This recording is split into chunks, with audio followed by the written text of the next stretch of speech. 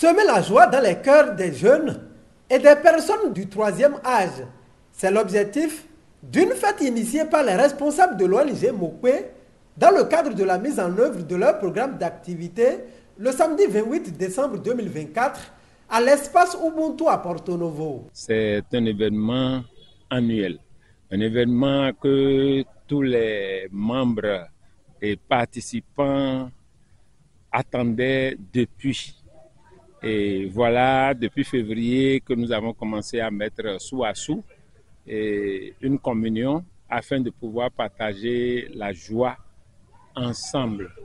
La joie de ce que, en tant que parent, en tant qu'être vivant, en tant qu'adulte, en tant que travailleur, tout le temps, nous avons appris à travailler, mais rares sont les occasions que nous nous donnons nous-mêmes pour nous déstresser, pour nous amuser.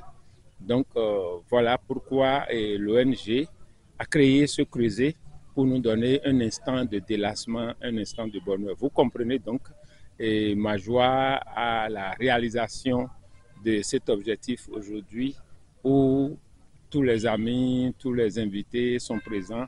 Et voilà, la fête est belle et tout se passe très bien. L'ONG Mokwe a pour but la réduction de la pauvreté, comme on l'a dit tout à l'heure, et le développement économique et social de l'enfant, de la jeune femme en milieu rural et surtout l'épanouissement des personnes à besoins spécifiques.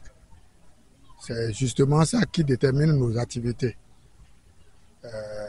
Nous intervenons dans la lutte contre l'insécurité alimentaire, nous intervenons dans la santé, nous intervenons dans la promotion de l'éducation sociale.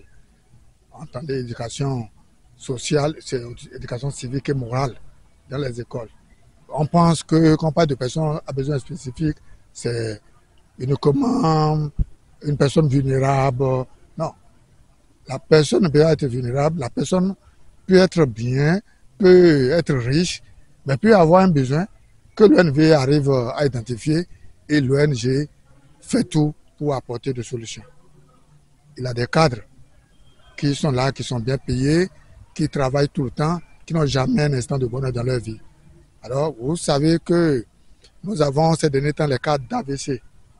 Cas d'AVC, ce n'est pas parce que l'intéressé a des soucis, ne trouve pas à manger. Non, parfois c'est l'extrait de boulot, l'extrait de travail.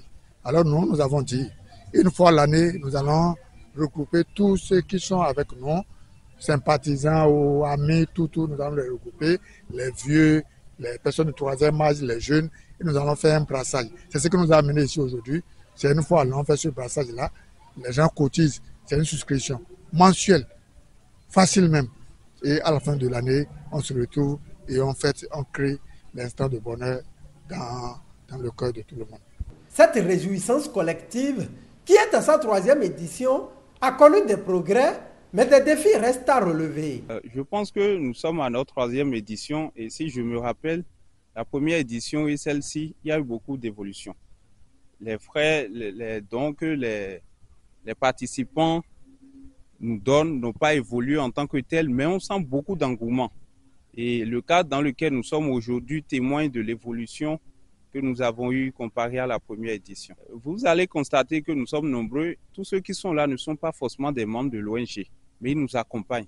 Ils nous accompagnent et nous voulons solliciter également l'appui d'autres personnes qui veulent bien accompagner l'ONG, même s'ils ne veulent pas être adhérents de l'ONG, qui nous accompagnent pour que les éditions à venir, que nous ne soyons pas seulement dans ce genre d'espace, que ça soit vraiment un espace qui peut accueillir plus de gens et plus de monde. Le plus grand défi pour nous aujourd'hui, c'est de dire que nous n'avons pas de bailleurs. Le plus grand défi, c'est de sensibiliser d'abord pour que chacun sache que là où il est, il peut quelque chose pour l'autre. Ça d'abord. Nous ne comprenons pas. On se dit souvent, il faut être milliardaire, il faut être millionnaire avant d'aider.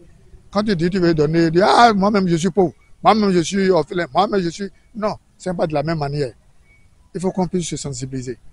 Si chacun est sensibilisé suffisamment et chacun prend conscience, nous n'aurons pas de problème, ça va évoluer. Et maintenant, aller vers les autres qui ont les moyens, ça ça sera facile pour nous de les convaincre, d'autant plus qu'ils nous ont déjà vu nous-mêmes, pauvres, ils nous ont déjà vu à l'action. Je pense qu'ils feront mieux. Les participants à cette fête en sont ravis. C'est vraiment un grand plaisir pour moi particulièrement parce que quand je viens à cette fête, à cet événement, non, j'oublie quelques soucis. J'oublie quelques soucis et j'ai envie d'être à l'événement tout le temps, quoi. Donc, je remercie infiniment Mokpe qui ne cesse de mettre la joie au cœur à ces gens. Mais je voudrais que, en plus de ces gens de retrouvailles, si Mokpe peut nous organiser des sorties pour aller loin, découvrir d'autres cieux du Bénin, donc ce serait vraiment bien. Mes impressions sont très, très, très bonnes. Et on dit souvent un instant de bonheur. Mais vraiment, c'est plus qu'un instant de bonheur. Ça fait la 3e édition. Mais vraiment, c'est pas du tout mal. On va fêter, je souhaite qu'on fête 5 ans, 10 ans, pourquoi pas 25 ans. Par rapport à l'événement l'ONG Mokpe, je suis vraiment satisfaite parce que c'est une ONG humanitaire. Et il n'y a rien, il y a plus de bonheur à donner qu'à recevoir, on dit.